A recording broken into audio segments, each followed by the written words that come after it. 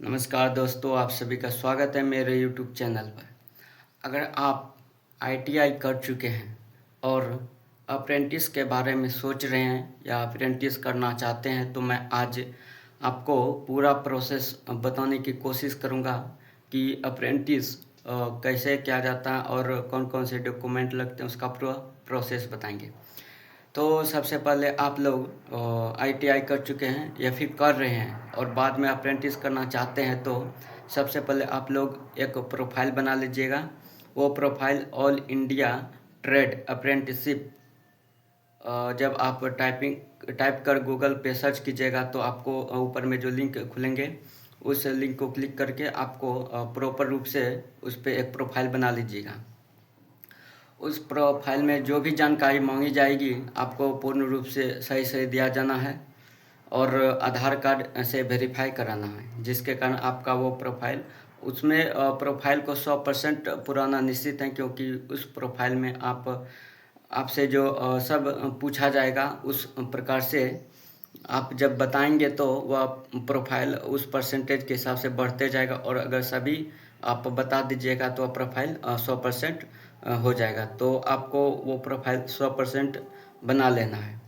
उस प्रोफाइल का आप PDF बना के हार्ड कॉपी बाहर निकाल लेना है PDF के रूप में बना के, क्योंकि जब आप अप्रेंटिस करने के बाद करने के लिए जब डॉक्यूमेंट वेरिफिकेशन में जाइएगा तो उस प्रोफाइल की ज़रूरत पड़ेगी।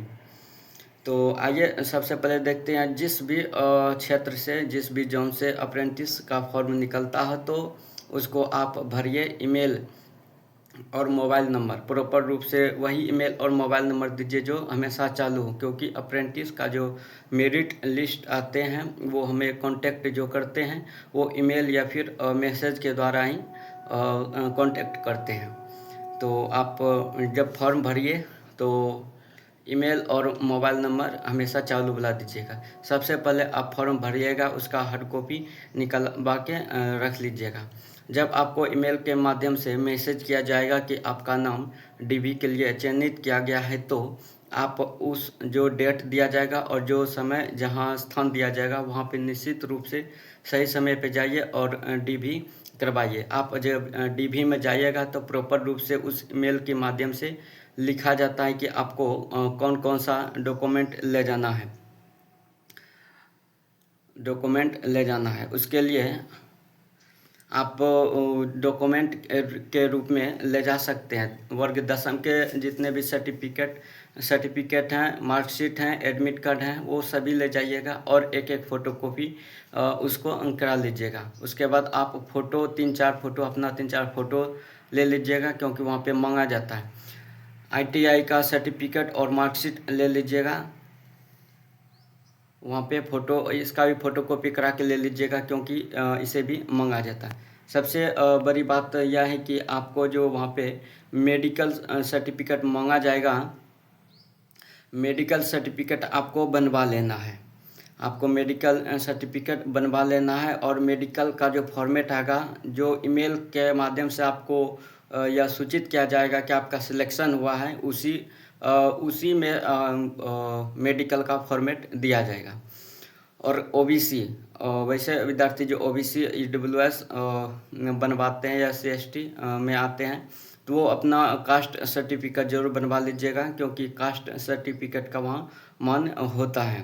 तो सभी डॉक्यूमेंट बनवा के आप निश्चित तौर पे साथ ही साथ पैन कार्ड और बैंक पासबुक ये दोनों निश्चित तौर पे ले जाइएगा, क्योंकि ये निश्चित रूप से वहाँ पे मांगा जाता है। कि बहुत से स्टूडेंट ऐसे हैं जिसका अभी 18 साल नहीं पूरे हैं तो वो पैन कार्ड अभी नहीं बनवाए होंगे, तो वह भी बनवा लें। ऐसा नहीं कि जिसका 18 साल नहीं पूरा है उसका पैन कार्ड नहीं बनता। पैन कार्ड सबका बनता है।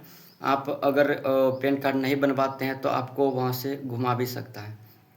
तो निश्चित तौर पर पैन कार्ड बनवा लें। अगर पैन कार्ड अभी नहीं बना है तो अप्लाई कर दें और रिसीविंग जो है उसको लेके साथ में जाएं, तो इससे हो सकता है। तो आप सभी डॉक्यूमेंट ले लें और एक फ़ोटोकॉपी सभी का फ़ोटोकॉपी करा के साथ में लेके जाएं।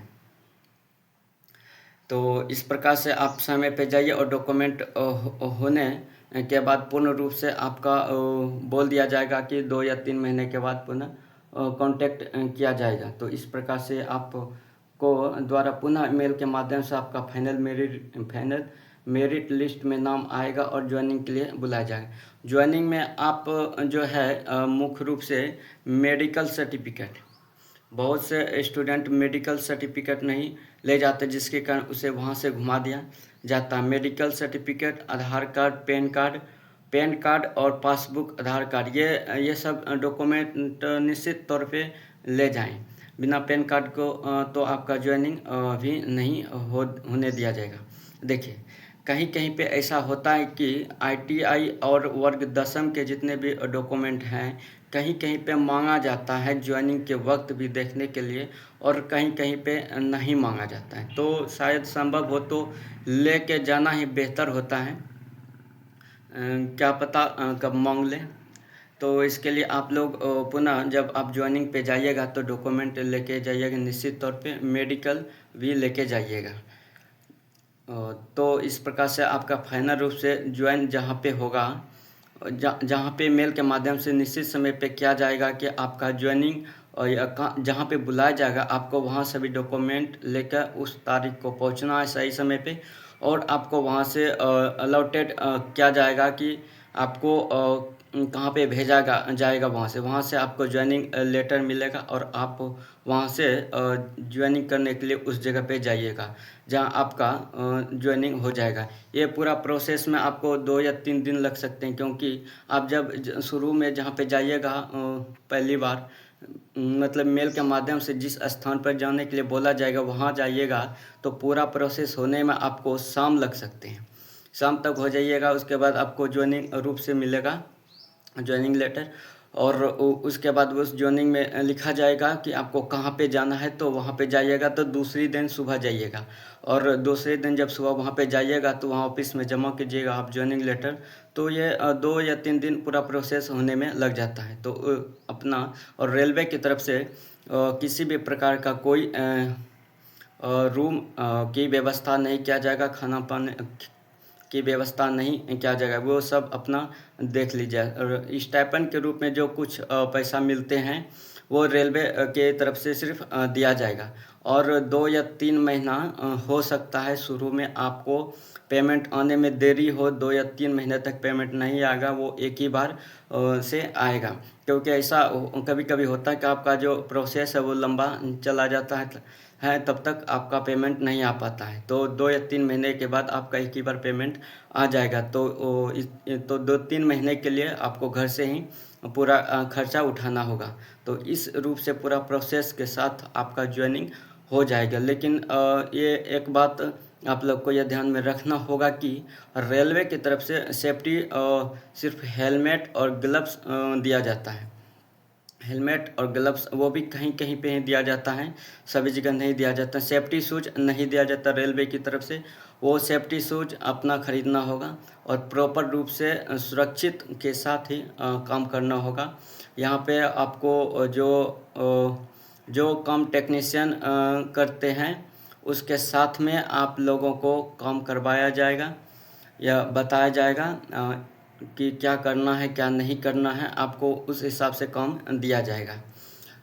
तो आप लोगों को यह जानकारी कैसी लगी? अगर अच्छी लगी है तो लाइक कीजिए, सब्सक्राइब कीजिए, और आप जिसके बारे में भी जानकारी प्राप्त करना चाहते हैं अप्रेंटिस से जुड़े, कोई भी प्रॉब्लम हो तो हमें कमेंट किए ताकि मैं उस प्रकार के वीडियो बना सकूं।